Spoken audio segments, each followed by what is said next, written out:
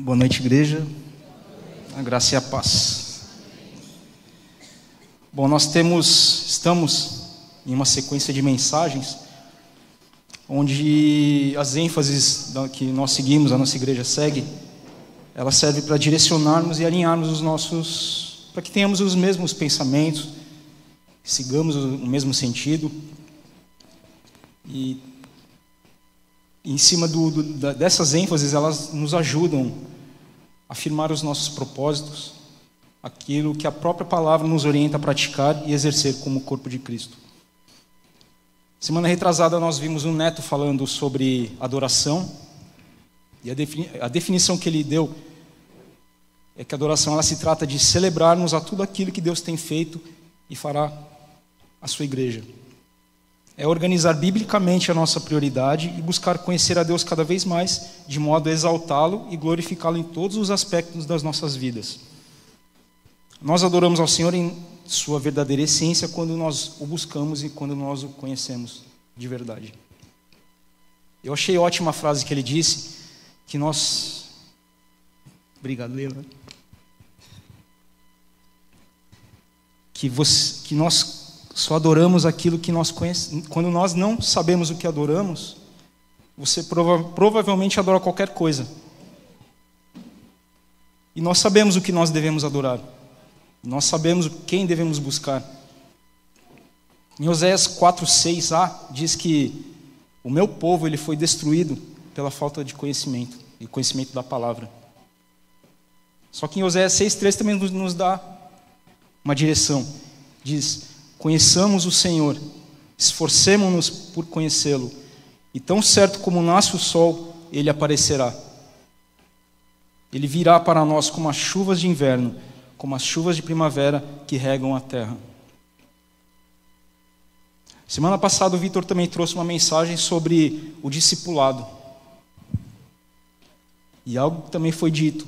Eu trago para reforçar aquilo que o nosso pensamento que nos dá, para dar continuidade àquilo que nós estamos falando, que o discipulado a vertente do discipulado é o ensino e a comunhão. E isso nos conduz a uma adoração plena ao Senhor. O discipulado é uma ordem direta de Jesus à igreja. E seu objetivo é ajudar uma pessoa a chegar à maturidade e à semelhança de Cristo, tendo como estratégia a unidade do corpo de Cristo. Nós cantamos isso.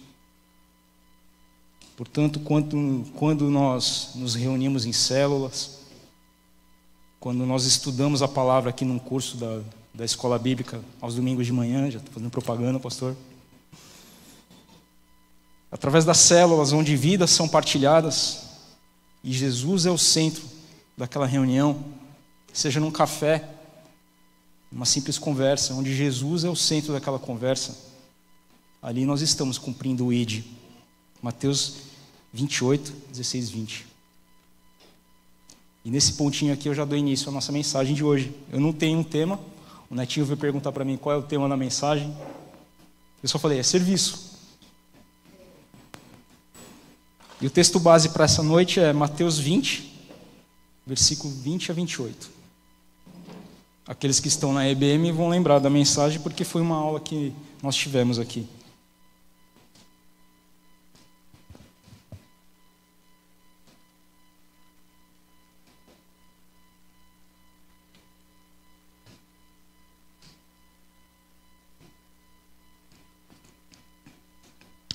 Então aproximou-se de Jesus a mãe dos filhos de Zebedeu, com seus filhos, e, prostrando-se, fez-lhe um pedido.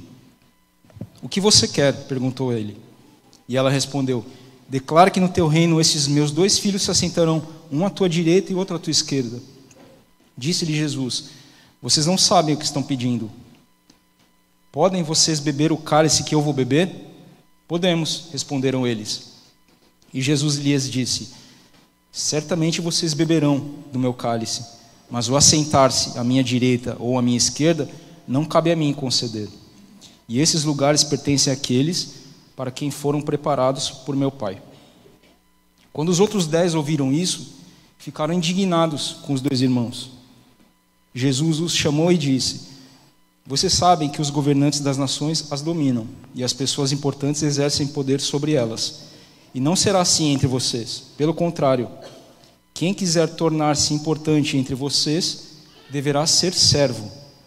E quem quiser ser o primeiro, deverá ser escravo. E como filho do homem, que não veio para ser servido, mas para servir e dar a sua vida em resgate por muitos. Pai, nós te louvamos, te agradecemos, que o Senhor prepare o nosso coração para que a tua mensagem, a tua palavra, venha como uma semente em terra fértil, em nome de Jesus, Pai. Abençoa-nos, capacita-nos a compreender aquilo que o Senhor quer nos mostrar e ajuda-nos, Pai, em nome de Jesus. Amém. Na quinta semana da campanha dos 40 dias, foi falado sobre serviço. Nós fomos moldados para o serviço. Fomos salvos para servir a Deus. A salvação veio por Ele, e a escolha para o trabalho santo, não foi por mérito meu, nem por capacidade, nem por títulos, nem por faculdades, mas sim foi pelo plano perfeito dele. Isso está em 2 Timóteo 1,9. Quando nós compreendemos o nosso real propósito de vida e sabemos quem nós somos, quando nós entendemos a nossa identidade em Cristo, reconhecemos o que Ele fez por nós na cruz e entendemos que o Santo dos Santos se esvaziou e veio para servir. Então começamos a valorizar aquilo que o próprio Senhor valoriza e a amar aquilo que Jesus ama, desenvolvendo uma mentalidade redentiva. Eu vou explicar esses tipos de mentalidade.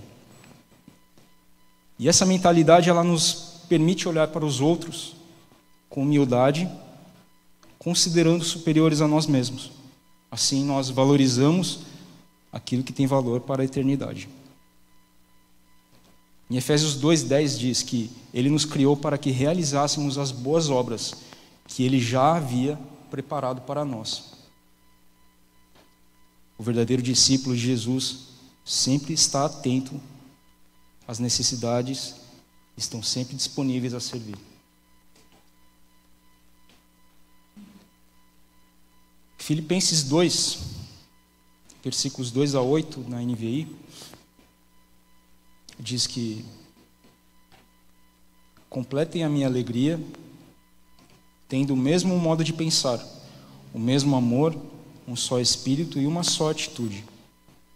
Nada façam por ambição egoísta ou por vaidade, mas humildemente considerem os outros superiores a vocês mesmos. Cada um cuide não somente dos seus interesses, mas também dos interesses dos outros. Seja a atitude de vocês a mesma de Jesus, de Cristo Jesus, que, embora sendo Deus, Ele não considerou, e algumas versões dizem, Ele não usurpou ser igual a Deus. E era algo que Ele devia apegar-se, mas Ele preferiu esvaziar-se a si mesmo, vindo a ser servo, tornando-se semelhante aos homens. E encontrando em forma humana, humilhou-se a si mesmo e foi obediente até a morte de cruz. Nesse trecho de Filipenses 2,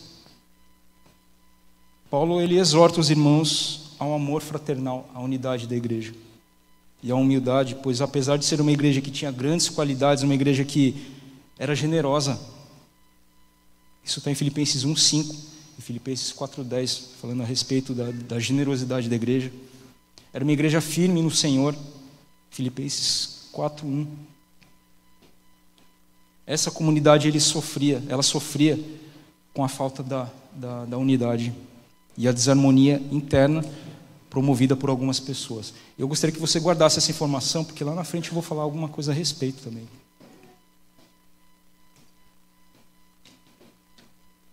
Certa vez eu estava... O pastor Juarez, ele segue uma igreja que tem uma visão legal, né? A Red. E eu fui ouvir uma mensagem que ele falava sobre o trabalho, dos tipos de mentalidade e postura em relação a tudo aquilo que nós fazemos, realizamos. E existem 3 tipos de mentalidade.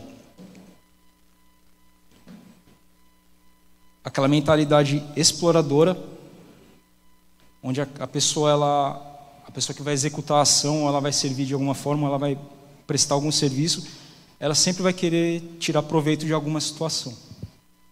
Ela vai querer se aproveitar da situação para levar alguma vantagem. Ela não se importa se a outra pessoa vai perder, mas o interesse dela é que eu ganhe. Esse impedimento, ele impede, é um pensamento egoísta, um pensamento mesquinho, e ele impede de que você veja a necessidade do teu próximo, porque você está mais preocupado com si mesmo. Tem aquela mentalidade ética. E esse pensamento é aquele indivíduo que ele só faz aquilo que se pede. Por exemplo, eu ajudo na recepção. E qual a aplicação disso tudo? Ali faz tudo, né? O pessoal vem, serve água, vem, abre a porta, se precisar ir no banheiro, fechar registro, a gente acaba fazendo de tudo lá. E esse politicamente correto falou, não, o Dudu falou que para mim ficar só aqui na porta, eu só vou ficar aqui na porta, não vou fazer mais nada. Esse é o ético. Ele só faz aquilo que foi proposto. E ele está errado? Não. Mas ele só faz aquilo e eu não vou perder, as pessoas não vão perder, tem alguém que faça, alguém vai e faz. Mas ele não. Esse é a mentalidade ética, o politicamente correto. E temos também aquela mentalidade redentiva que eu falei logo que é aquela pessoa que ele sempre vai pensar no coletivo. Ele não se importa se ele está perdendo, ele não se importa se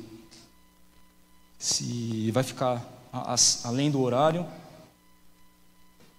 E eu sou grato por essas pessoas da recepção, porque eu vejo essa mentalidade redentiva na vida deles, no coração deles.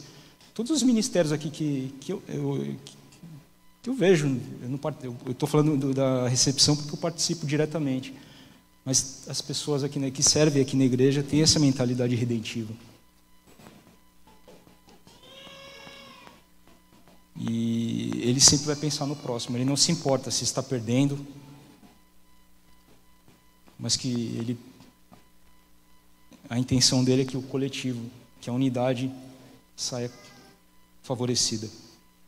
E nós precisamos começar a ter essa mentalidade, ter essa renovação de mente, onde as necessidades e as dificuldades daquele que está do meu lado sejam supridas através daquilo das nossas contribuições, das nossas ajudas, do nosso trabalho, seja o que for. Sejam resposta de oração e estejam sensíveis. E uma coisa que um grande homem de Deus sempre fala para mim, e eu acabo compartilhando isso, em termos de sabedoria até na hora de ajudar. Saiba filtrar aquilo que você recebe. Entenda o momento, né? Mas também não endureça seu coração. No livro Fé e Trabalho, de Timothy Keller, ele fala sobre outra mentalidade, outro pensamento de enxergar o trabalho como meio de glorificar a Deus e ao próximo. Durante o período da Segunda Guerra Mundial, uma escritora chamada Dorothy Sayers, isso está no livro, tá? Ele cita, relatou sobre a mudança de mentalidade quando ela pega algumas profissões e ela tenta, né, extrair algumas informações. E ela pega aqui que os médicos eles exerciam a medicina não como objetivo primário de aliviar o sofrimento do paciente, mas para ganhar a vida. A cura daquilo que ele fazia era secundário. Ele não exercia a medicina para que as pessoas fossem curadas. Ele exercia a profissão justamente para que ele tivesse dinheiro. Isso tudo aqui é citação do livro, tá? E ela também cita os advogados que aceitam casos grandiosos, não porque são apaixonados pela justiça, mas porque aquilo vai dar status e aquilo vai trazer um certo valor para... Contudo, durante a Segunda Guerra, esses profissionais, eles foram convocados para o exército. E ela fez uma nova coleta de informações e ela se surpreendeu com a resposta. Porque ela fala aqui que ela teve uma surpreendente satisfação pelo resultado. A razão de todas aquelas pessoas que geralmente se sentiam felizes e satisfeitas em trabalhar para ter dinheiro, no exército, eles descobriram uma vez e se satisfizeram, eu não sei se está certo, descobrindo algo que vai além do dinheiro, porque o dinheiro não tem valor na guerra. Mas algo que ela notou é que essas pessoas que estavam na guerra, o propósito e a razão de estar lá era cumprir a missão, de que o propósito que foi passado para elas fosse cumprido. E o melhor, juntos.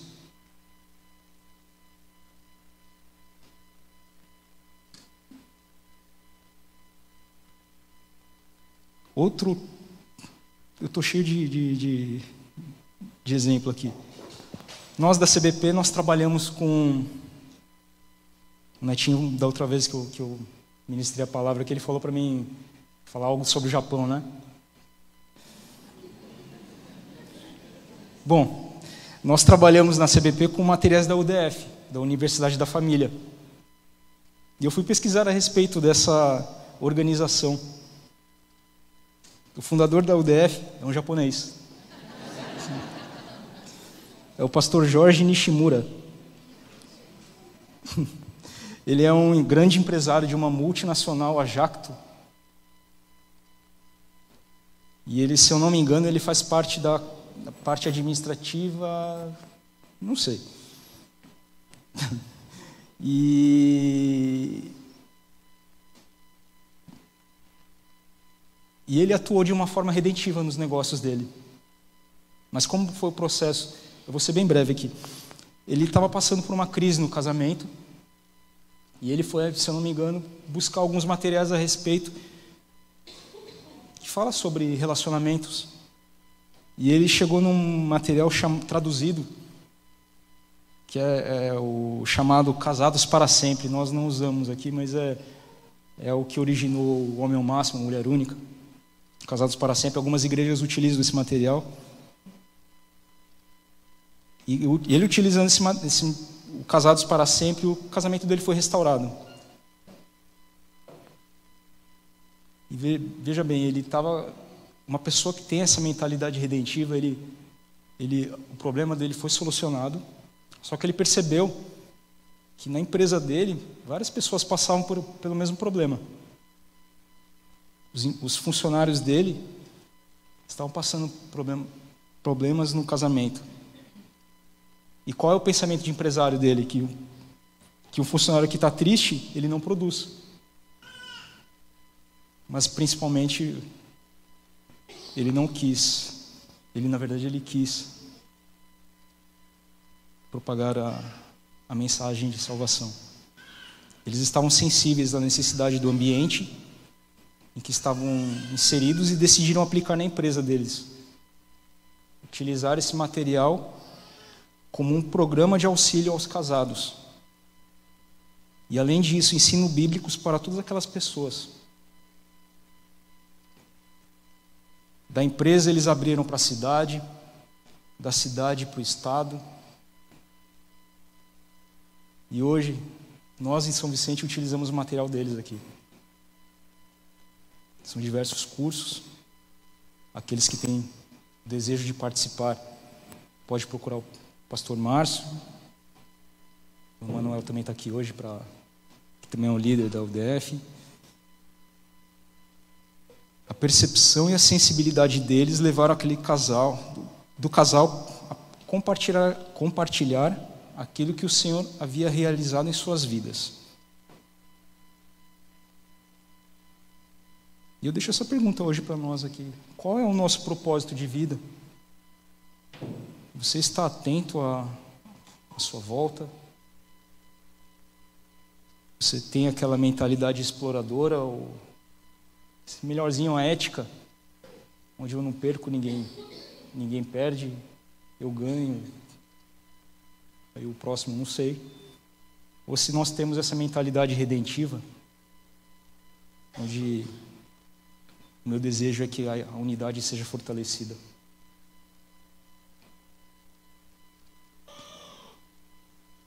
O tratamento e o propósito foi algo que eu disse na minha primeira mensagem, quando eu falei sobre Elias. E é algo que grita no meu coração, algo que queima no meu coração. 2 Coríntios 1, versículos 3 e 4. Diz: bendito seja o Deus e Pai do nosso Senhor Jesus Cristo, Pai das misericórdias e Deus de toda consolação, que nos consola em todas as nossas tribulações, para que a consolação que nós recebemos de Deus possamos consolar os que estão passando por tribulação.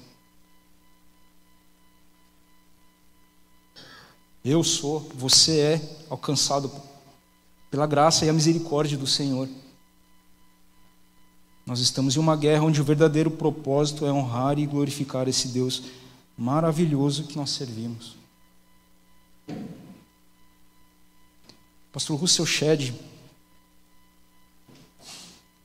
ele falava que somos todos mendigos famintos na fila do pão.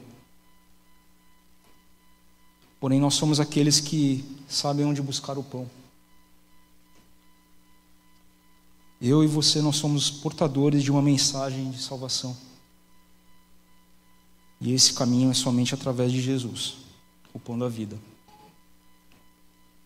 Que todos os nossos passos apontem para Jesus e que o nosso maior objetivo seja ouvir do Senhor, como ele disse na parábola dos talentos: servo bom e fiel, você foi fiel no pouquinho e eu o porei sobre muito. Entra no gozo do seu Senhor.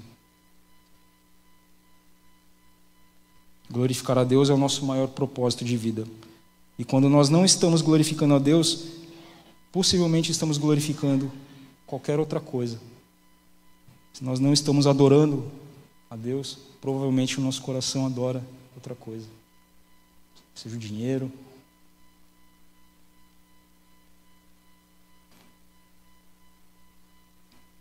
Nessa leitura de hoje, de Mateus 20,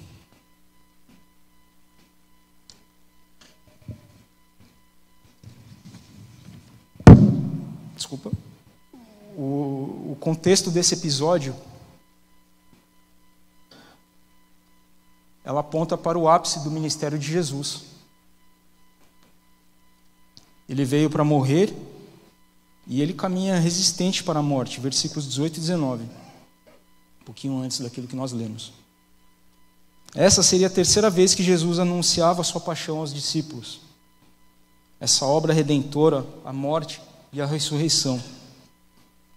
Mateus 16, 21, 17 e 22 aponta que o sucesso do ministério de Cristo passava pela cruz, pois sem a cruz não haveria a coroa e sem a humilhação não haveria a exaltação.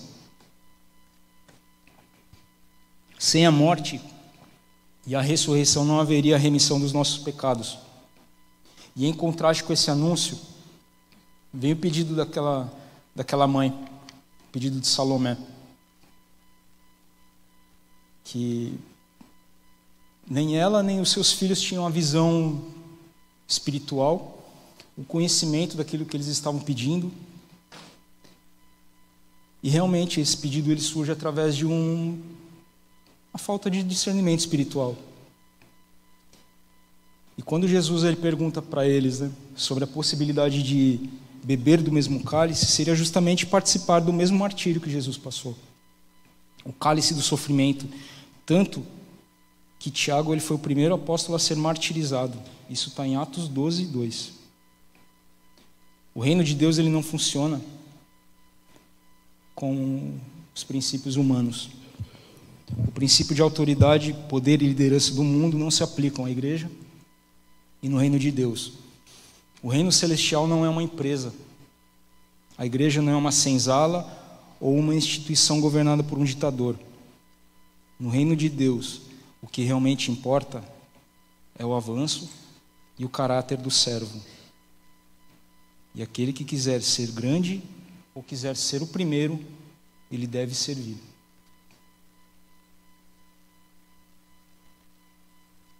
O que realmente importa para nós é seguir o maior exemplo que nós temos de caráter, de conduta, o nosso modelo de servo e de serviço, o nosso referencial de amor perfeito, de entrega plena, é Jesus.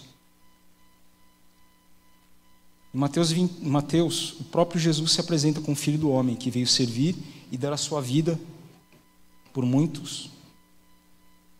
E em Filipenses 2 também que nós lemos, Deus ele estava em Cristo,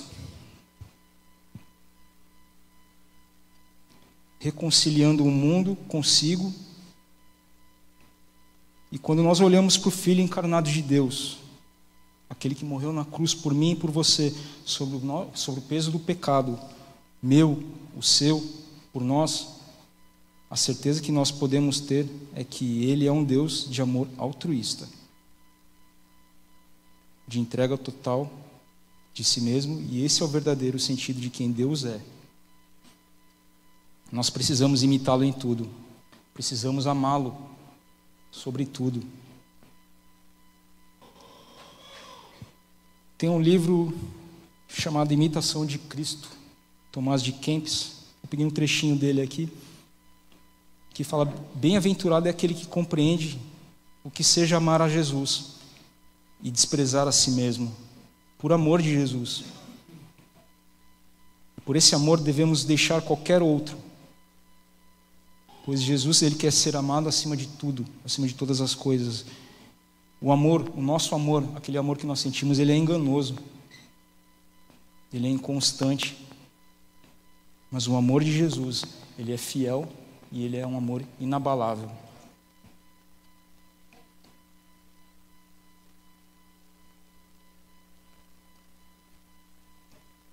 Nesse momento eu queria trazer algumas reflexões para saber como é que está o nosso coração enquanto nós servimos e o real motivo de nós servirmos.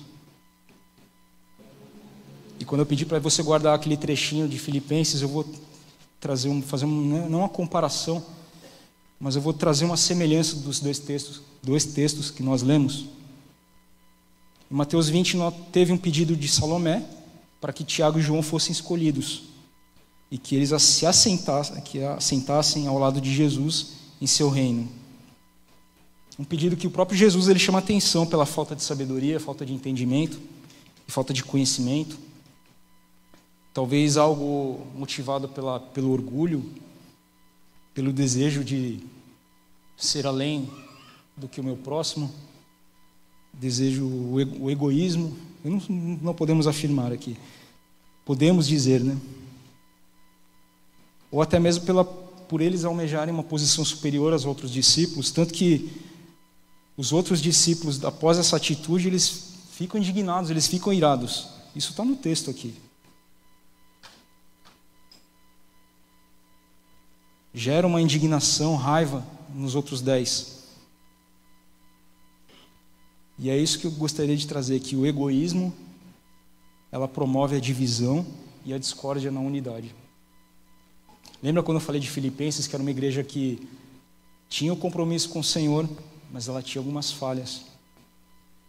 Temos uma igreja que sofria com a quebra da unidade por motivos egoístas e a desarmonia interna. Embora fosse uma igreja com grandes qualidades, eles possuíam também algumas deficiências, tais como o partidarismo, egoísmo, a divisão, facção, o egocentrismo. E hoje, quando eu estava preparando a mensagem, estudando, aí a Fernanda trouxe um trechinho de um livro que ela está lendo, e o pastor Jadson está utilizando com os jovens aqui, O Deus que Destrói Sonhos. fala que algumas más intenções dos nossos corações, elas podem ser mascaradas até no serviço ao próximo, até no serviço aqui na igreja. A quebra da unidade, ela fere a maneira como nós adoramos ao Senhor. Não basta você fazer aquilo que é certo, nós precisamos agir corretamente, ter o caráter transformado pelo Senhor. E como nós podemos avaliar isso? Como nós sabemos se a intenção do nosso coração está certa?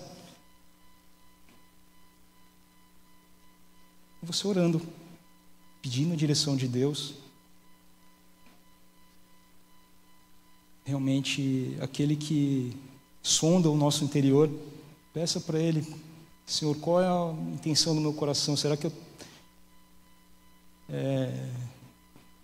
estou ajudando como barganha, como foi dito hoje? Estou trazendo os dízimos, as ofertas? Tenho contribuído como barganha com o Senhor?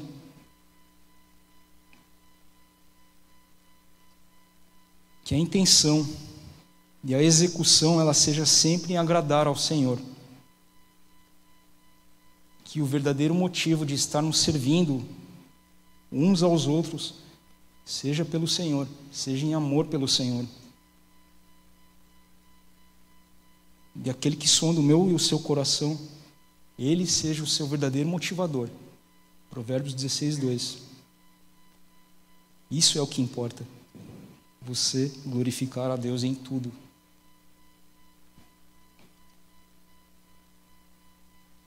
Outra questão que eu gostaria de apontar hoje, de trazer hoje aqui, são aquelas pessoas que acabam tendo um pensamento errado de si mesmas. Uns servem para ser visto e outros se omitem. Pensam que nada podem, que nada conseguem. Paulo ele nos afirma em 2 Coríntios 12, 9 e 10, que a graça do Senhor, ela nos basta. Que o poder do Senhor é demonstrado através das nossas fraquezas. E é bem interessante que a palavra de Deus, ela diz que sem Ele nós não podemos fazer nada. Mas a mesma palavra, ela nos garante que quando estamos nele, nós somos fortes. Quando estamos nele, nós somos fortes. Em Romanos 12, 3 diz: tem uma autoimagem equilibrada sobre vós, de acordo com a medida da sua fé, que Deus tem te proporcionado. Por muito tempo eu agi dessa forma.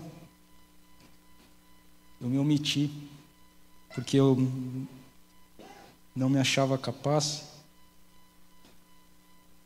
Talvez tenha pessoas aqui essa noite que tenham esse sentimento. Eu não faço porque ninguém me chama. Eu não participo porque sei lá qual é a sua desculpa.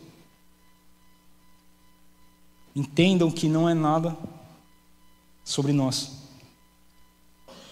É tudo sobre Jesus. Entendam que é um privilégio servir esse Deus poderoso, esse Deus maravilhoso, um Deus que Ele não te escolheu porque você é estudado, que você tem capacidade, que você se formou na USP, que você se formou em tal lugar, que você tenha dinheiro.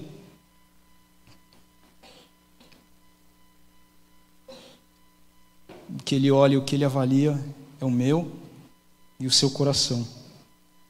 Ele avalia a sua disponibilidade.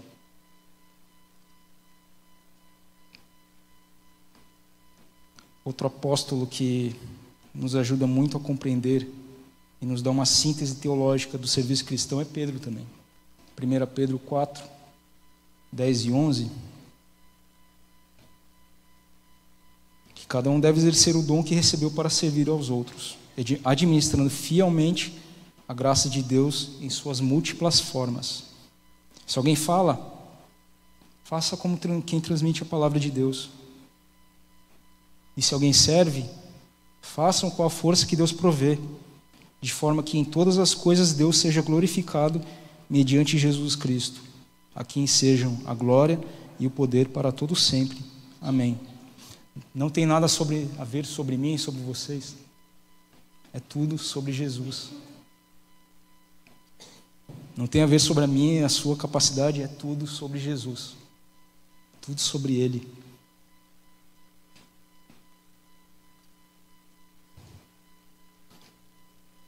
E aqui eu queria passar 5 pontinhos para uma aplicação prática na nossa vida como igreja.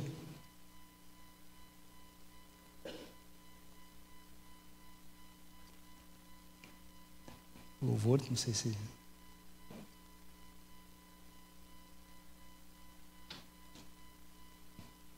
A vida na igreja, ela é uma vida de serviço aos outros.